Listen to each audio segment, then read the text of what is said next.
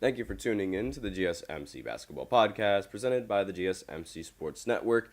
I am your host, Nelson, here on this extremely hot Wednesday afternoon with the sun beaming in my face as usual. So we are going to dive right into the first segment. A lot of stuff talking about. This time, instead of starting with NBA basketball and free agency, we're going to start with the WNBA because the All-Star roster for the WNBA has just been announced. So we are going to talk a little bit about who is on the roster. Hint, hint, Caitlin and Angel are both on there. And then in the second segment, we are going to talk about LeBron James and how he decided to take a pay cut. Well, not really. No. Actually, no, I lied. He did not take a pay cut. Excuse me. And he ends up signing a max. So I'm just going to explain a little bit on why. And then in the third segment, I'm going to talk about the Warriors being interested in Lauri Markkanen. And then in the fourth segment, we are going to be doing a little bit of a free agency grading. So, because, every other team, they've already, seemed to be, all the moves are being made. So I'm just going to give some of my grades for a lot of these moves. We also have a special fifth segment that I reveal at the end of the fourth segment. So be sure to stay tuned for that. Now, before I begin, I'd like to remind everybody to please go ahead, use the link in the description to get your comments recognized, or the link displayed below the ticker on every show segment. That is GSMCpodcast.net. Really helps the show, makes the show much more interactive between myself and you guys. Once again, the link is GSMCpodcast.net. And with that out of the way, we can go right ahead and go into the first segment. Now, honestly, I'm sure you guys are probably saying to yourself, but wait a minute, didn't Kemba Walker retire? Yes, he did. Now, I'm not going to really talk about that because there are some, other news and other things that I want to get through first. And then tomorrow, I'll go ahead and go over Kemba Walker retiring. And really, the reason why I'm not really covering Kemba Walker retiring is because I want to try and accurately, give portray Kemba Walker's season, right? And his career in the NBA, because I feel like if I don't do that, that is going to be incredibly disrespectful, because while he might not be very respected in the NBA standpoint, as in he hasn't really done much in the NBA, he did a lot, and I can't really say that he hasn't done much in the NBA because he was a phenomenal player, but he didn't win anything major, I guess you could say. But in college, that's a completely different story. So that's why I want to make sure that I grasp all of Kemba Walker's career as opposed to just his NBA career. But yes, he did retire from basketball, and that's the reason why I'm not going to be covering it today. But now I'm going to be going into the WNBA All-Star roster. So first and foremost, Caitlin Clark is on the roster. Thank the Lord. And on top of that, Angel Reese is also on the roster. Again, thank the Lord. Because if one of them was on the roster and not the other, there was going to be so many major problems in the WNBA media. There were going to be so many arguments. There was going to be all this. There was going to be all that. People were going to bring up this. People were going to bring up that. It was going to be a war. And it's honestly, I'm thankful and grateful that they both got selected to be on the All-Star team for the WNBA. So, but this roster isn't just composed of just Caitlin and Angel, obviously. So I'm going to list all of the players that were selected.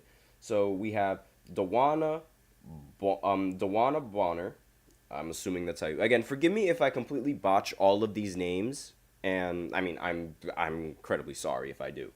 Aaliyah Boston, that's the center for the Indiana Fever. And I'm a really big fan of her. She's awesome. Alicia Gray, I do know her. She is awesome. Dearica Hamby. Again, forgive me if I mess up these names. Brianna Jones. Samuel Jones. Januel Jones, I think. How do you pronounce that? Kayla McBride, Kelsey Mitchell, Arike Ogunbowale. Again, forgive me if I mess up all of these last names. Goodness me. Neka Ogumike, and obviously Angel Reese. So really, the big problem, or the big debate over this WNBA All-Star team is that there aren't really many players on like that are from Team USA that made the All-Star. For some baffling reason, it's mainly prioritized a lot of the newcomers in the WNBA, and a lot of these players that don't necessarily have, how should I say, as much to their resume as most of the players on Team USA.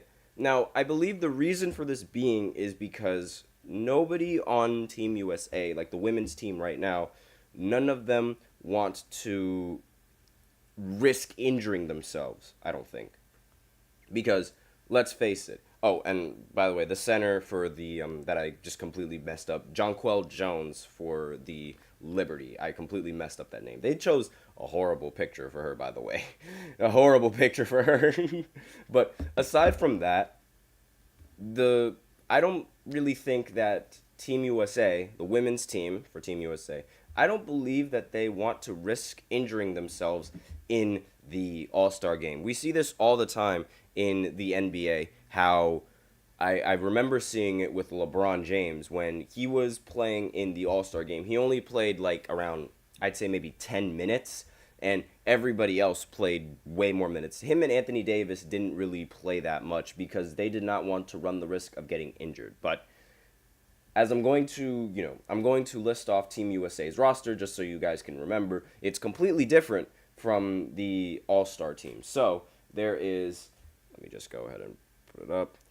Nafisa Collier, Kalia Copper. Again, forgive me if I mess up all of these last names. Chelsea Gray, Brittany Griner, Sabrina Ionescu, Jewel Lloyd, Kelsey Plume. And if you guys don't understand why I'm not a big fan of Kelsey Plume, it's because I'm a Giants fan. Tight end for the Giants used to be dating Kelsey Plume. They broke up, and all of a sudden, Darren Waller, who was the tight end, retires. So that's my reasoning for just disliking her. Completely, nothing has nothing to do with her game. Just don't like her. Just don't. Brenna Stewart, I like her. She plays for the Liberty. She's fantastic. Diana Taurasi, Caitlin Clark's biggest hater, but still phenomenal athlete regardless. Alyssa Thomas, Aja Wilson, and Jackie Young.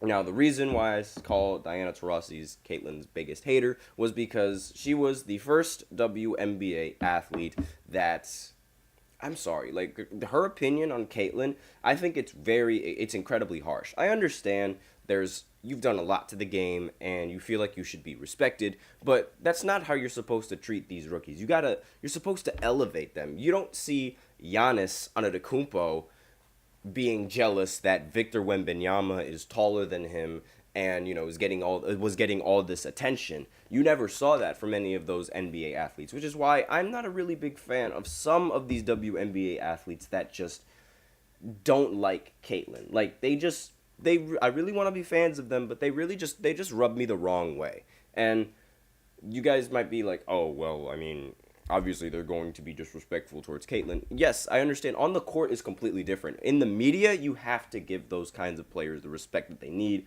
And like, I understand Caitlin hasn't really done much in the WNBA aside from breaking records. I'm just gonna point that out there. But it's like, it doesn't make any sense to me. It genuinely doesn't. I don't understand how NBA athletes, they can elevate all of these rookies and say that these rookies are going to be phenomenal, they're going to be great, but the WNBA players can't do that, especially when they're drawing the attention that you guys that they desperately needed. But I digress. So this entire roster, completely different than the All-Star roster. And the All-Star voting in this as well was incredibly lopsided. Obviously, Caitlin Clark led in every single All-Star in terms of voting. Like, everybody voted for Caitlin to be on the All-Star. Who wouldn't?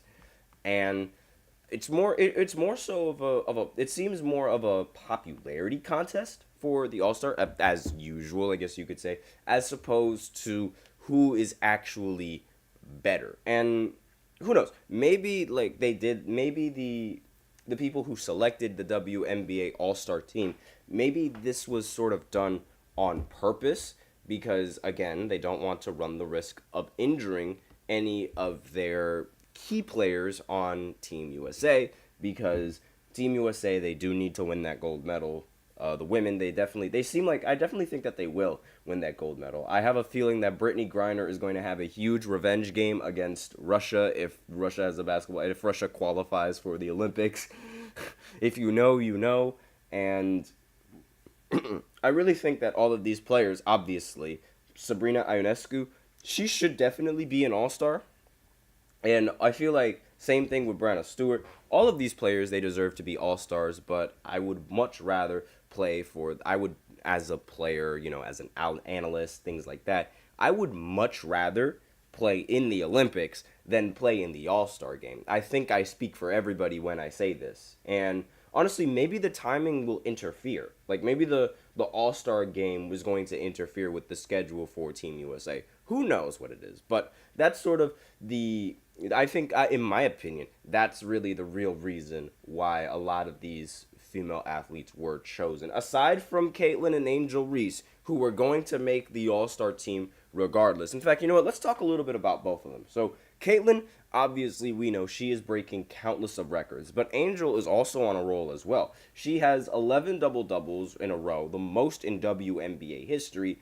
She's balling. She's, without a doubt. But really, and I was a fan of Angel before, but now, ever since she got into the WNBA, and ever since she's been talking all that talk with, towards Caitlin, just yapping about how much she just doesn't like her, and how much she feels like her game needs to be respected, I just ultimately lost my taste for her. I'm sorry, I'm a fan of her game, I really want to be a fan of her, but her attitude doesn't really do much to push me to wanting to root for her. I'm sorry, but it's that's my opinion, and that's sort of how I feel.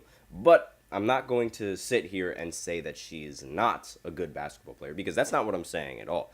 I'm not a big fan of her attitude towards Caitlin. I feel like they should show, it obviously should be a rivalry. Yes, it should be a rivalry, but there also should be a little bit, a level of respect that you show these your fellow peers and your athletes, like how LeBron and Steph Curry show their respect. We know that LeBron and Steph Curry are rivals. We know they've seen each other in the finals 4 straight years. But on the media, they constantly respect each other. You don't hear Steph Curry over on the media saying, yeah, LeBron is great, but I'm great too. You don't hear them say that. Same thing with Kevin Durant and LeBron, because they are rivals as well. And even back in the day, Larry Bird and Magic Johnson, they were rivals since the college days. And even then, you still hear them praising each other. And even when Larry Bird was up against Michael Jordan in the playoffs, they were giving Michael Jordan, who was relatively new to the league at the time, only his second year, Larry was giving him praise. Genuinely giving him praise. So, granted, they might not have. It makes total sense that other players, because there were other players that were talking down on Michael Jordan on draft day and things like that, believing that not one singular guard was going to make a difference in the NBA. However, the NBA was relatively new, and there was never a guard that used to do that before. So it was literally never ever done before. No one has ever seen it. So they had a right to believe that this wouldn't work or that wouldn't work. And again, they showed a level of respect once Michael Jordan got in the league, and I feel like that's not in the WNBA, and I'm just not a big fan of it whatsoever. But that is all I have for you on this first segment. So now we will go ahead and go into the second segment, where we pivot back to the NBA and talk about LeBron James and how he decides to sign a max, and how this completely messes up the Lakers. So I will be right back after this short break. Be sure to stay tuned. I feel like I'm losing my mind. Is everybody in the world blind? Please, Lord, give me a sign, a sign. I feel like I'm losing my mind. Is everybody in the world blind? Please, Lord, give me a sign, a sign. I wanna be the greatest. Everybody on the fake shit. I look around and feel like everybody is the fakest. I make this every day and I'm impatient. Hoping one day I blow up from the basement. Statement, the top is so vacant. I don't hear shit that I think is amazing. Waiting for my day when I'm playing. Sold out shows for 1,000 faces. Hey, give me that crown. Get in my way and to be put down. It ain't your place, all this my town. If I want that shit, then I'll get it right now. I'm losing it, the noose it fits. I'm losing shit, a stupid myth. You choose to live or choose to dip. You choose to fight or lose your grip and lose a gift. Oh. I feel like I'm losing my mind. Is everybody in the world blind? Please, Lord, give me a sign, a sign. I feel like I'm losing my mind. Is everybody in the world blind?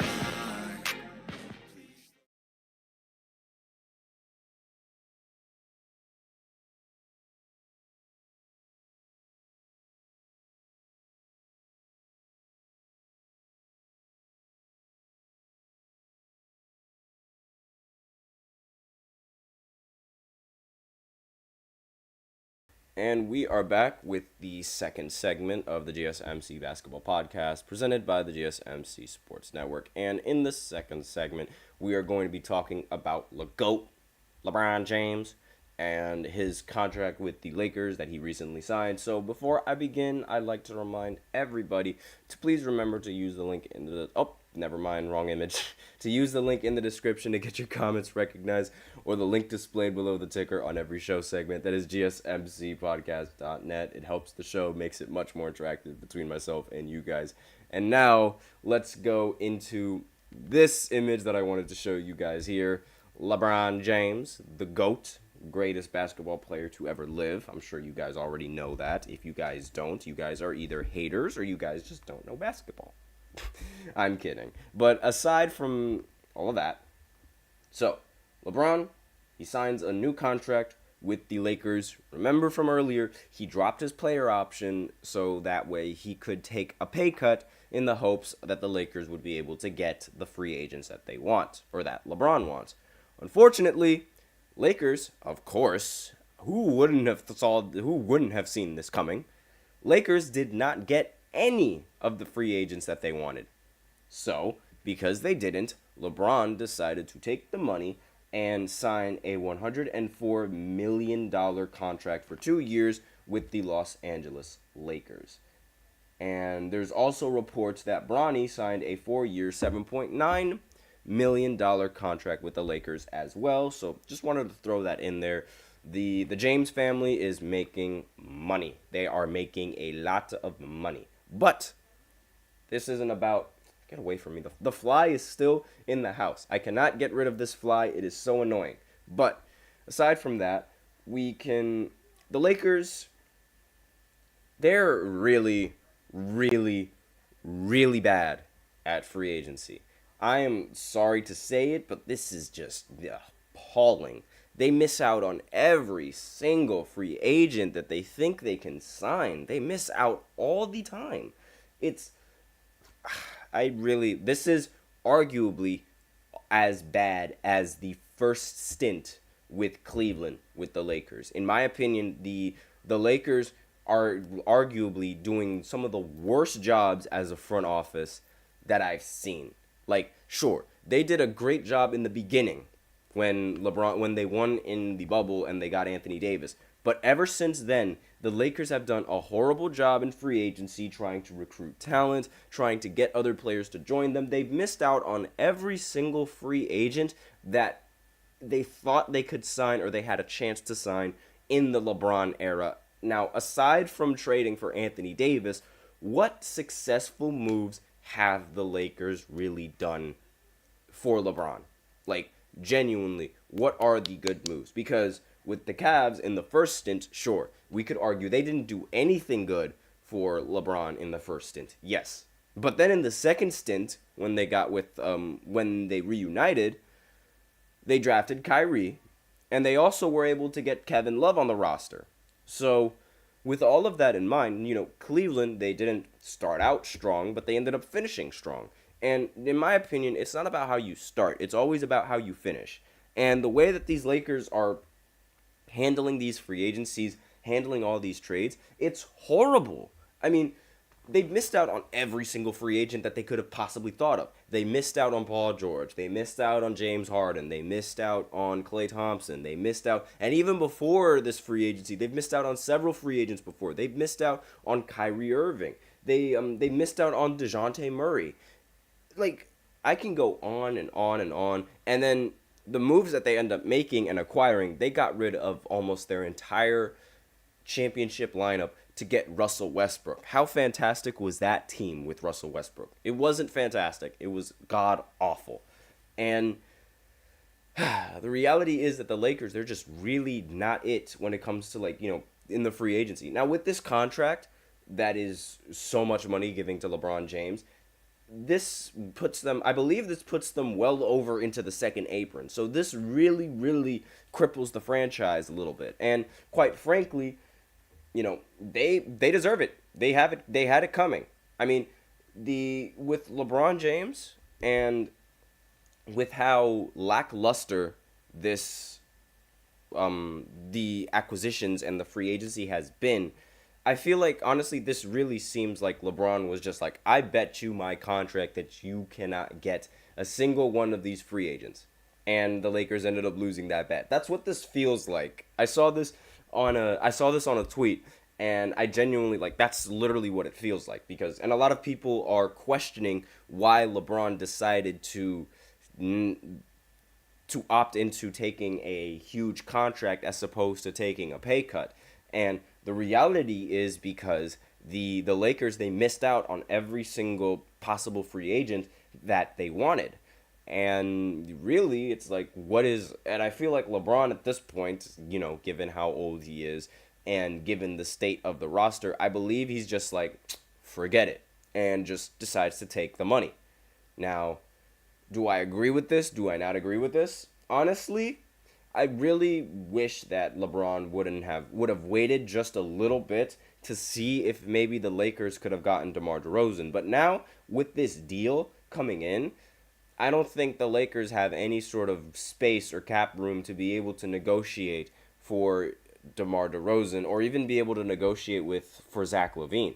Like, this really puts the Lakers in a very, very tough spot. And I genuinely think this season for the Lakers, at least with, LeBron on the lineup, it's going to primarily be focused on just playing with his son, which is really what he wanted to do from the jump. So this season might end up turning out really, really bad for the Lakers and for LeBron James. And I'm afraid that he might not be able to avoid the criticism this time, because everybody knows LeBron James is easily the most hated basketball player in the NBA right now. I say this every single time, and every single wrong that he does is going to be magnified. Not to mention the fact that he's in Los Angeles is also going to be magnified. But a lot of people are really, the fly is just around me. A lot of people are really unhappy with this decision by LeBron. They really would have hoped that LeBron would have waited out until, or even take a pay cut, because let's face it, LeBron is arguably the richest basketball player out there right now. And I'm not talking about, just off of the contract alone. I'm talking about, with shoe deals, endorsements, all these kinds of things and not to mention savings and his net worth. I mean, LeBron's net worth is through the roof with all the shoes that he has and things of that nature.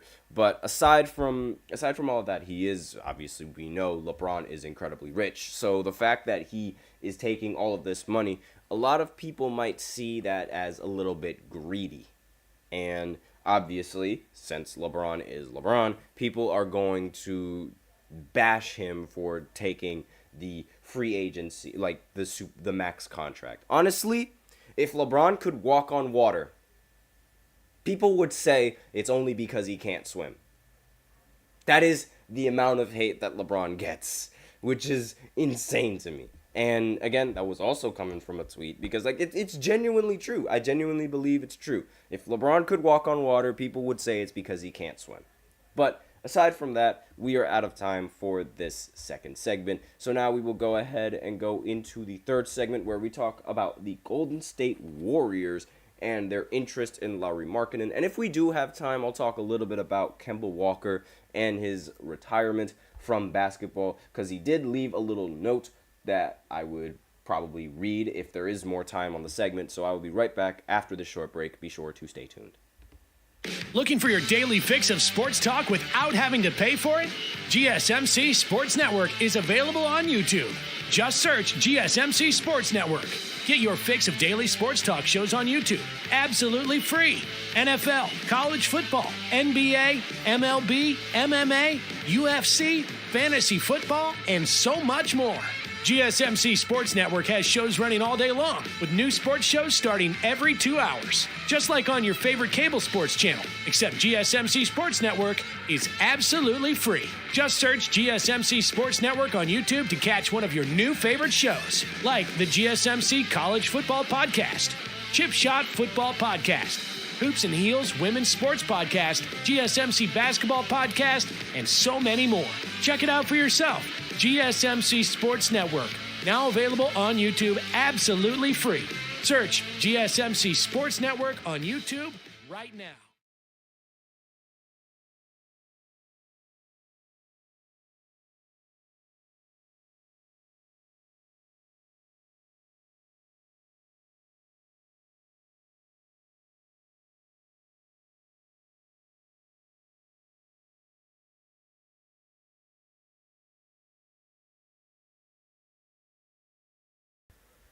And we are back with the third segment of the GSMC Basketball Podcast, presented by the GSMC Sports Network. And in this third segment, we are going to be talking about the Warriors and their interest in getting Lauri Markkanen.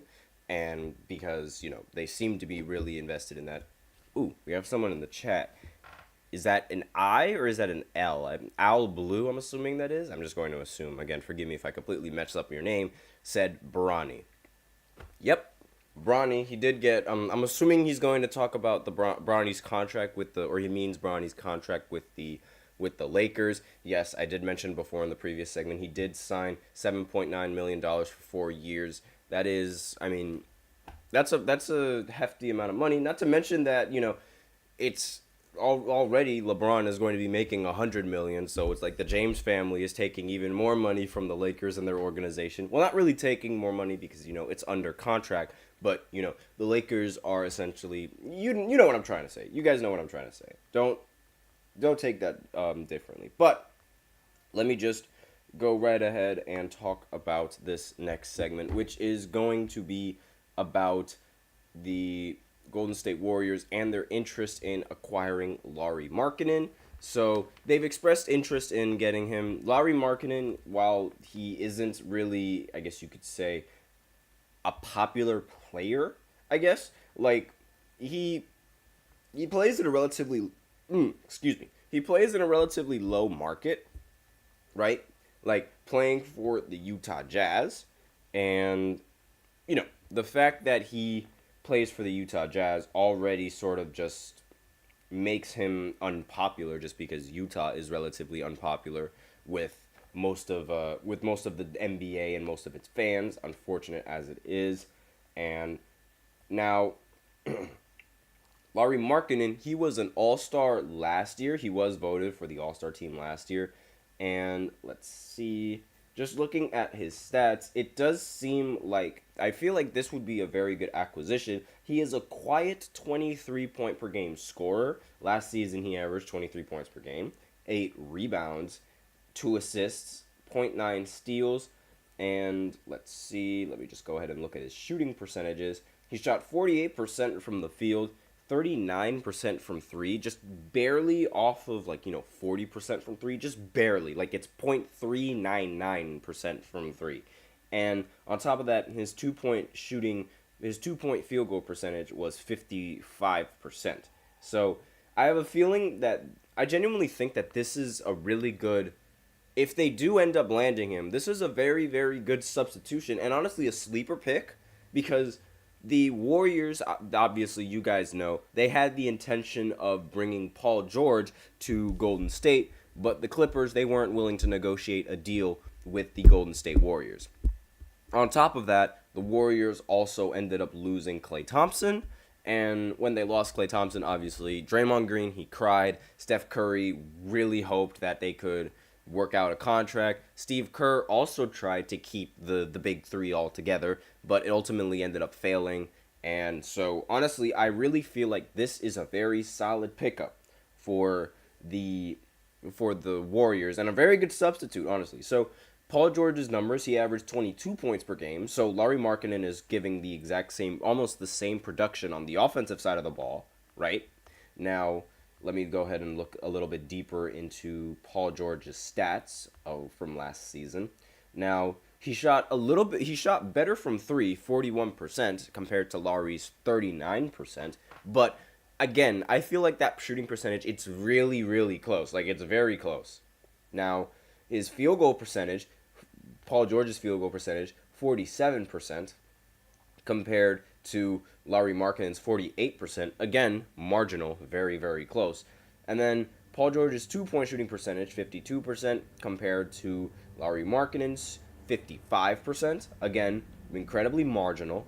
Now, for Paul George, his assist numbers are much higher than Lauri Markkanen's 3.5 compared to Markkanen's 2. Now, again, actually, you know what? It's not even that big of a difference. It is marginal. But the rebounding is a very huge difference. Markkanen grabs 8 rebounds compared to Paul George's 5. Now, and not to mention, another thing that should also be considered is age. Lauri Markkanen is only 26 years old compared to Paul George being, how old is Paul George again? 33 years old? Yes, he's 33 years old. And I think, honestly, this could be a better pickup for the Warriors in the long run if they work out a trade that could send him over.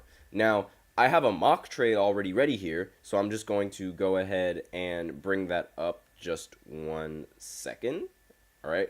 So here's this mock trade for Lauri Markkanen. Now, the Warriors, they receive Lauri Markkanen, obviously. Duh. And the Utah Jazz receive Jonathan Kuminga, Kevon Looney, 3 first-round picks, and 1 pick swap. Now, obviously, Kuminga is, a lot of people might not be reluctant, a lot of Golden State Warriors fans might be reluctant to get rid of Kuminga, but I feel like maybe they're going to have to give up Kuminga if they want to sort of, how should I say, if they want to convince the Utah Jazz that this is a solid trade. Now, I mean, maybe if you want to just get rid of Jonathan Kuminga in this trade, because the 3 first-round picks and 1 swap is pretty valuable for Utah, especially since they do want to try and go into that rebuilding stage. So maybe remove Jonathan Kuminga from that list and just, go with Kevon Looney and 3 first-round picks along with a pick swap.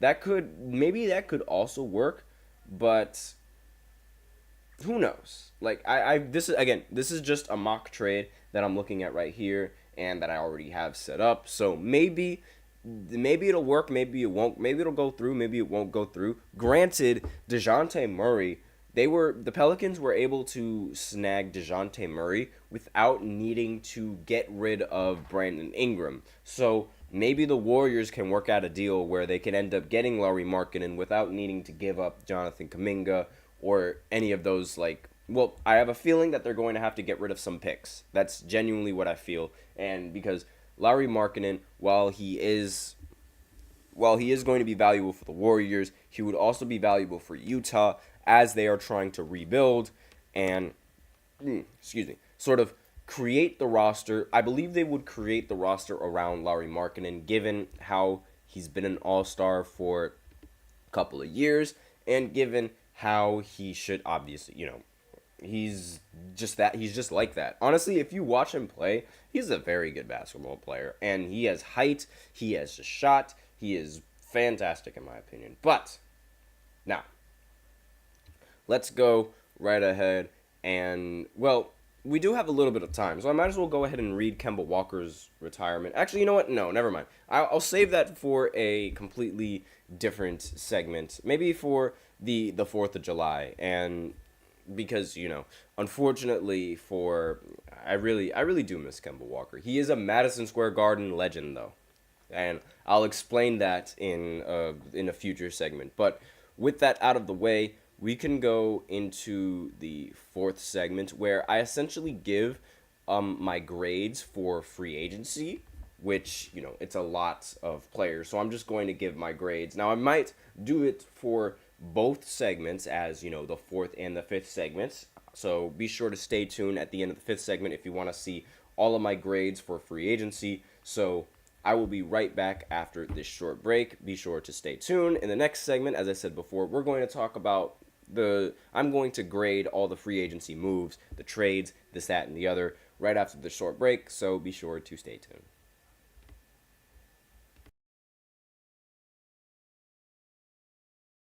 For the best and latest podcasts available anywhere, go to the podcast app on your cell phone and type in GSMC to access free content-rich podcasts on health and wellness, book reviews, sports, entertainment, relationships, social media, movies, technology, finance, and even weird news. Subscribe and download the GSMC Podcast Network's family of shows, available everywhere podcasts are found.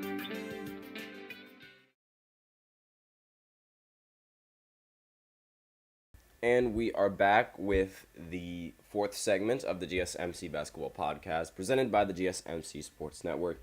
And in this segment, I'm going to be giving a quick free agency grading. And, this is going to include some trades as well as, it's mainly going to be free agent signings as opposed to trades. But we might as well get the big trade out of the way. DeJounte going over to the Pelicans in exchange for Larry Nance and a couple of picks, as well as there was one other player in the trade deal. Let me go ahead and pull up the trade details of that just 1 second. Let me go ahead and see. But yes, so Larry Nance Jr., Dyson Daniels, and 2025 first round pick along with the 2027 first round pick. So I give it an A+ for the Pelicans. The fact that they didn't need to give up Brandon Ingram for this trade is fantastic. Now for the Hawks, I give it a C, because why the heck aren't you pressuring the Pelicans to get rid of Brandon Ingram? That's really my big complaint with this trade coming in from the Hawks perspective, because it's like there's no way that you can make this team a good team. Like what is that? But that is just me. So now we will go ahead and go into some free agent signings. So we have Paul George to the Sixers. Now, obviously, the Clippers, they let Paul George walk because they weren't willing to give him so much money, but they let him go to the 76ers decided to pick him up. Now, I'm not really a big fan of how much money they're giving him in the max deal, because they still have to, that's just a lot of money to be giving Paul George, in my opinion, an aging player who not only that has suffered through several injuries, but still, in hindsight, I will give it between, a B+ and an A-. It's right in between there. So if you want to say A- or B+, I have no problems with either or. That's my grade for Paul George's move to the 76ers. Next, we have KCP deciding to go over to the Orlando Magic. The Orlando Magic, they needed some more three-point shooters as well as a solid defender, and I believe that KCP being a 3-and-D option, while they didn't get Klay Thompson, KCP is a solid pickup, and I do think that obviously 3 years, $66 million with a third-year player option, I think it's a no-brainer for the Orlando Magic, and they had a lot of cap space, so they were able to use the money on someone like him. And the bigger plus here may be what KCP brings on the defensive side of the ball, as opposed to if they were to get Klay Thompson, they would just get a solid shooter. And while Klay Thompson was a good defender in his prime, he's no longer a good defender in his prime. And pairing him with Jalen Suggs and Jonathan Isaac, who recently signed a big contract, Jonathan Isaac I'm talking about, with the Orlando Magic as well, I feel like this is a great deal, honestly. Now, would you guys be interested in listening to the deals with Jonathan Isaac's contract? I'll go ahead and pull them up right now, just in case you guys are interested. Let me just go ahead and get the information on Jonathan Isaac's new contract. Just give me 1 second. Now, I believe it was a 5-year contract. Yes, it was. And it was for $84 million. Now, that doesn't really seem like a lot when you look at everyone else's contract and every other All-Stars contract. However, Jonathan Isaac didn't really play much. And giving it to someone who doesn't really play that much doesn't really seem ideal. However, I'm not going to say that he doesn't bring value. But I grade this move, this free agent signing, like KCP's free agent signing, I give it an A for the Orlando Magic because the defense and the three-point shooting, fantastic. Next, James Harden re-signing with the Clippers. Now, I don't really agree with the fact that they chose Harden over Paul George because I feel like, Harden is he's no longer the same monster that he was before. Meanwhile, Paul George is still being a lot more consistent than James Harden. But in the regular season, at least, James Harden is a very, very solid pickup. And he's still a solid player and is still good enough to run the offense as well as set up plays for his own teammates. Now, I give this a grade of a B- simply because I do not like James Harden in the postseason. In the postseason, James Harden always just underperforms. Every single postseason, he underperforms, and it's really no secret. So, just wanted to point that out. Next, we have Chris Paul to the Spurs. Again, one of my favorite free agent signings so far because it just pairs up so well with Victor Wembanyama, and just it's a great fit for Chris Paul, who, while he did get waived by the Golden State Warriors, what's really crazy to me is how Chris Paul got waived twice, but he's still a phenomenal athlete, and he's still able to get deals despite the fact that he gets waived, which really, it surprises me. But anyways, I think this is the first A+ because Victor Wembanyama is going to be great under Chris Paul, with Chris Paul, running the offense and all of these things. So A+, without a doubt. Next is Cade Cunningham signing his extension. Remember, he signed a 5-year, $226 million extension with the Detroit Pistons, and he is a great pickup for the Pistons, arguably the only good player that the Pistons have on the team, and I give this an A. Really, they just really needed the talent, and because of just how bad the Pistons roster is as a whole, this is just a great pick. Next is Jonas Valanciunas. He ended up signing with the Wizards for 3 years, $30 million. I give this a C- because I'm not a big fan of him being the center for the Wizards. And I'm also just not a big fan of him at center in general. He's not a very good rim protector, and he did have, that one ridiculous shooting performance before the league ended up shutting down because of COVID. But really, aside from that, there's really nothing memorable that Jonas has done, in my opinion. Now, what really makes this even worse, in my opinion, is that he's going to take minutes away from Alexander Sarr, who is the big rookie that I really thought should have been drafted number 1 by the Atlanta Hawks. So we understand that the Wizards, they aren't going to win anything. So why is it that they aren't going to try to develop Alexander Sarr to be that great center by giving him some minutes, as opposed to just, signing another center that is going to take away the minutes? But that's just me. Next is Najee Marshall to the Dallas Mavericks. I don't really need to talk about this that much because I think this is a solid pickup. 3 years, $27 million. I give this a B+. Next, Derrick Jones Jr. to the Clippers. Now, this is unfortunate for Dallas because they ended up losing a valuable asset to the team. But the Clippers, they ended up getting him for 3 years and $30 million. Now, it's hard not to view this deal through the lens of Paul George's departure, though. And Jones is essentially Paul George's replacement, really. And replacing someone like that, like Paul George, with someone like Derrick Jones, it's a downgrade, period. So I give it a B. They did a pretty good job trying to replace him, but, it's not all that. Next is Andre Drummond to the 76ers for 2 years on a $10+ million contract. And he was the first player who switched teams after the free agency window opened on Sunday. He's a substantial upgrade to the backup 5 spot for the Philadelphia 76ers.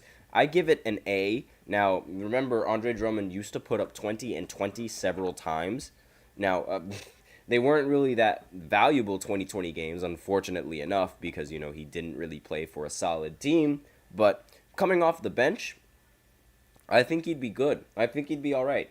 Now, let's move on to, obviously, he is a Brooklyn Nets legend as well. Cannot forget about when he threw up the deuces against the Miami Heat and in homage to Tyreek Hill. But aside from that, speaking of the Miami Heat, Kevin Love ended up returning to the Miami Heat on a 2-year, $8+ million contract. And his outside shooting is definitely something to command attention if you are the Heat. So he is a very solid role player. Not the same kind of player that he was on the Timberwolves or on the Cavs, but I do still give it an A because of the value that he brings with the spacing for the Miami Heat. Next, we have Eric Gordon going to the 76ers. Now, I believe he could be a very solid option in the starting lineup as well. He is one of the players that has a 50-point game in the regular season, which not many players have, and is honestly one of the most shocking 50-point games in recent memory. But I give this a B+. He is a very solid shooter, and he is going to help the team space the floor out, because that's really his job. Next is Mason Plumlee going to the Phoenix Suns. I give this a B+, because Mason Plumlee, he works hard, he plays hard, he gets the rebounds, he plays the defense. He is a very solid pickup, and he won't join the Suns looking for a ton of shots, but, it's not going to be a huge upgrade over Drew Eubanks, but at the minimum, it's a win, because, again, it's 1 year contract via Woj. The details of the contract, however, aren't really all that, but it's a veteran minimum salary. So that's what we presume. Next is Kevin Porter Jr. going to the Clippers, and I give this I'm a little bit biased, I think. I won't even lie to you guys, but I give this a D. It's for 2 years with a player option in the second year, and it was the biggest surprise, arguably one of the biggest surprises for free agency. And in my opinion, he spent time, he played overseas the last season following a plea agreement stemming from domestic violence incident. Now, obviously, you can go ahead and look up all of that stuff. And Porter had a tense exit from the Cavs, and he left the game early with the Houston Rockets after arguing with an assistant coach. Now, the fact that he's arguing with the coach, in my opinion, it really isn't a good presence in the locker room. And he might be a very solid player, averaging 19 points, 5 assists, and shooting 36% from 3, but that production came with a really bad team in Houston. And again, being a problem in the locker room, I'm just not a big fan of it, so I give it a D. Next, we have the final one on this list so far, Luke Kornet returning to the Celtics. I give this a B+, because obviously he did help the Celtics win a championship, and I cannot hate on somebody for helping the Celtics win a championship. So that is the free agency grades for day 1. Now we will go into, in the next segment, talk about the free agency grades for day 2. And I will be right back after this short break. Be sure to stay tuned.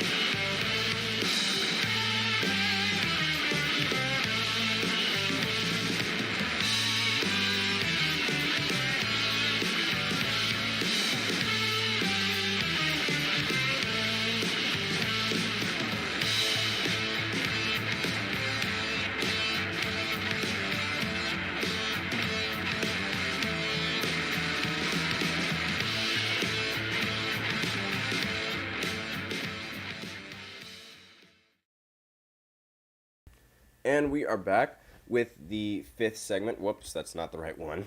Anyways, we are back with the fifth segment of the GSMC Basketball Podcast, presented by the GSMC Sports Network.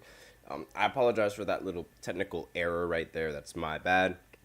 But in this next segment, we are going to continue with my free agency grades because there was a lot of moves that ended up happening in free agency. So I'm just going to talk a little bit about that a little bit more because, again, a lot of moves and I got a lot of opinions to share and only very little time to share them. So we are going to talk about Jason Tatum's extension with the Celtics. While it is a huge amount of money that they are signing and it puts the Boston Celtics into the second apron, it is well worth it because it ultimately resulted in a championship. So I have to give it an A+.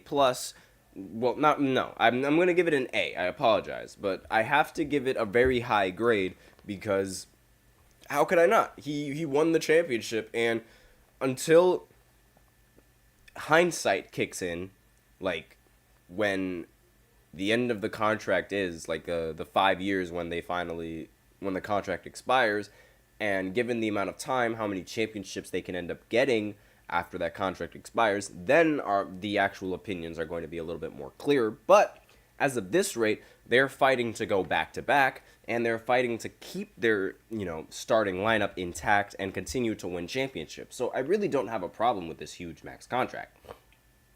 Next, we have Tyrese Maxey getting a $204 million max deal with Philly. I talked about this a little bit, but I really skimmed over it because I wasn't entirely sure just, the deal and what it entails. But definitely an A+ move coming from the Philadelphia 76ers. He is a young player. He deserves to stay on the roster, and he deserves all the money that he gets. And the only problem really with this signing is the fact that this just puts the Sixers in the second apron and could potentially, I believe it puts them in the second apron, and it really could just mess up the franchise trying to get other players as well. But they do have a solid big three, and in my opinion, they could make a lot of noise. Now, next is Klay Thompson with the Mavs in the sign and trade. 3 years, $50 million. Now, pairing him up with Luka and Kyrie is a very solid pickup because they do need that solid catch and shooter for the team. They can run plays off the ball, cause a bunch of distractions for the team that they would not really distractions for the team, but so distractions so that way they could distract the team that they are going against. And so because of this, I have this as an A because, this makes total sense, in my opinion. I mean, having someone to run off the ball while while Kyrie and Luka are doing something with the ball is going to be a lot better than just having those players stand still, literally just stand still and wait for them to get the ball when Luka and Kyrie make a move to the basket, which is a big problem. So next, we have Tobias Harris joining the Detroit Pistons for $52 million. It makes total sense for the 76ers to let this man walk because of his terrible performance in the elimination game. Now, I think, this is going to be the average case of a good player on a bad team, so his stats might be a little bit inflated going into this season and, playing for the Pistons. I give this a B simply because, again, it could be a simple case of good player, bad team. Like how the Wizards are, and honestly, I can't even say, scratch that, because I was going to compare this to like how Jordan Poole is with the Wizards, but Jordan Poole is awful on the Wizards, and everybody expected Jordan Poole to average 30 points per game, but he never did. Now, next we go Isaiah Hartenstein leaving the Knicks to go to OKC. Now, I think this is an A move coming in from the OKC because while they do have a starting center with Chet, Isaiah Hartenstein is going to be a great option coming off the bench. Excuse me. And it seemed like once OG was getting all of that money, it was almost guaranteed that the it was almost guaranteed that the Knicks weren't going to be able to re-sign Isaiah Hartenstein. So the OKC, I give them props for being able to pick up such a good player, and I give that an A. Next, we have Kelly Oubre returning to the 76ers. Now, while Kelly Oubre, isn't all that, in my opinion, as, a player, he's a very solid role player for the team, and while it does have an attitude, I remember he did flip a lot of the refs off. He did say F you to the refs. You could clearly see that in video clips and he did get fined for doing that. So filling out the roster around 2 stars on max contracts, it's going to be hard enough under the league's new CBA, with Paul George now joining them on a 3rd max deal. The Sixers were in a real danger of sacrificing their depth. But, Kelly Oubre, he brings tremendous value on a veteran minimum deal in Philadelphia last season, averaging 15, 5, 1 steal per game in 68 games. And they have there's a real chance that Oubre could have gotten more than from the contender possessing the full $12.9 million non-taxpayer mid-level exception. By signing for this amount, Oubre's new salary could fit the Sixers' $8 million room exception. So this is a pretty good signing for the 76ers, and I give it a B+. Next, we have Jalen Smith getting $27 million coming in from the Chicago Bulls. Now, I think this is a C- because this is just a ridiculous amount of money for 3 years from a player that isn't really all that, and he's gonna be a backup power forward. So why are you giving a backup so much money? But that's just me. Now, next we have Isaiah Joe signing for $48 million for 4 years with the Thunder. And I give this an A- because, he is a solid player. And after waiving, he did get waived by the 76ers in 2022. He signed with OKC, became one of the better 3-point shooters. And honestly, I genuinely just think this is a great pickup. And they need the roster that they have right now to be able to develop, and so that way they could end up winning a championship in the future. This is why they also signed Aaron Wiggins, getting $47 million from OKC, and I give this an A-. Again, these players, they were incredibly valuable to OKC and their success, so really no more need to talk about that. And we are running out of time, so I am going to speed things up a little bit. Drew Eubanks signed with the Jazz. I give that a D because that is just a horrible deal for 2 years, $10 million. For someone that isn't really that important for the roster, while they could use most of that to renegotiate Lauri Markkanen's contract and give him an extension, it was surprising to see that the Jazz's first order of business was to give Drew Eubanks a $10 million deal, which is why I give it a D. Next, we move on to Delon Wright, giving the Bucks some sort of depth, a 1-year, $3.3 million contract. I really think this is a very solid pickup. So I'm going to give it a B+. He's a very solid player. Now, he is 32 years old, which is really the only downside in my opinion, but still relatively solid player for the Bucks. Nicholas Batum reunites with the Clippers on a 2-year, $9.6 million contract. I have this at an A because Batum is, he was a very valuable asset for the Clippers when he was on it.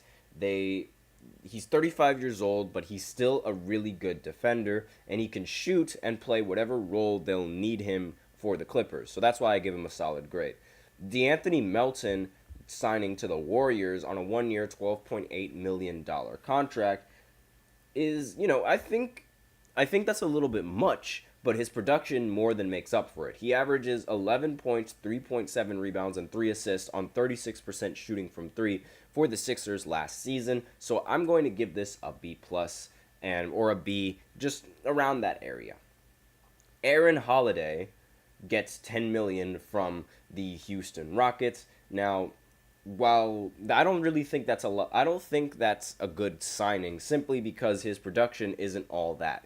He's going to be making $5 million a year to average 6 points, 1 assist, and in 16 minutes, and shooting 38% from three. Now, the three-point shooting percentage is fantastic, but again, that kind of production for $10 million for 2 years, I don't really think it's ideal for Houston, so I got to give it a C. I'm sorry, this is not it.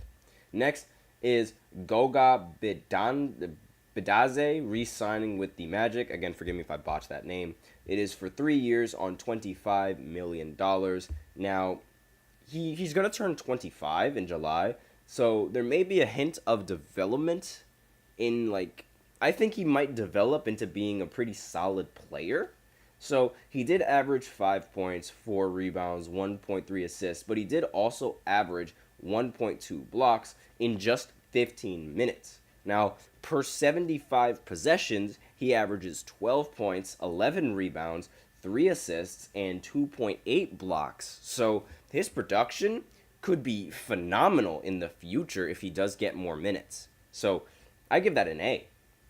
Next, we have Gary Harris re-signing with the Orlando Magic. Orlando Magic. Oh, but aside from that, 2 years, $14 million. Now, they did get KCP, and Gary Harris, he's probably not going to be the starting lineup if they do get KCP, but he is a very solid player coming off of the bench, and he does average a considerable, a consistent 9 points and 1.4 threes while shooting 39% from the three-point line. So he's also a very solid defender, so he could be a very, very good, substitution coming in from the bench. So that's why I give it a B+. Then we have Chris Dunn returning to the Clippers. I also give that a B+, because he is one of the best defenders in his draft class. Or, no, not in his draft class. I apologize for that. In his free agent class, I meant to say. And in just 20 minutes, he averaged 7 points, 4 assists, and was shooting 39% from three on Utah. So definitely a good pairing with Kawhi Leonard and James Harden, in my opinion. Then finally, we have Mo Bamba joining the Clippers, and I give that a B just because, I'm not a really big fan of Mo Bamba. I also don't know how much the contract is going to be worth. It's still to be announced, according to Woj. It's a 1-year contract. So, again, I have no idea how much money he's going to be making on that contract, but he only averaged 7 points, 5 rebounds, 1.2 blocks, and only 1 three-pointer, and quite honestly, the only real thing that he's really acknowledged for is the fact that he is on the song. His name is a song, Mo Bamba. I'm sure you guys know exactly what that song is and how popular it was. But aside from that, that is all I have for you guys in this final segment. So thank you so much for tuning into the GSMC Basketball Podcast presented by the GSMC Sports Network. Your support means a lot to us, so please remember to subscribe to the show and leave a positive review. It really does make a difference. We also invite you to follow us on Facebook, Twitter, TikTok, and Instagram for more content and updates. Also, I should mention that was my own list and my own opinions. However, I did get a lot of the notes from Bleacher Report. I just wanted to point that out so that way you guys would know. And yes, that is still all that I have for this final segment. And as usual, please remember to use the link in the description and get your comments recognized, or the link displayed below the ticker on every show segment. That is gsmcpodcast.net. It really helps the show, makes it much more interactive between myself and you guys. But that is, again, that's all I have for you guys in this segment. Thank you so much for tuning in. I am your host, Nelson, and as always, take care.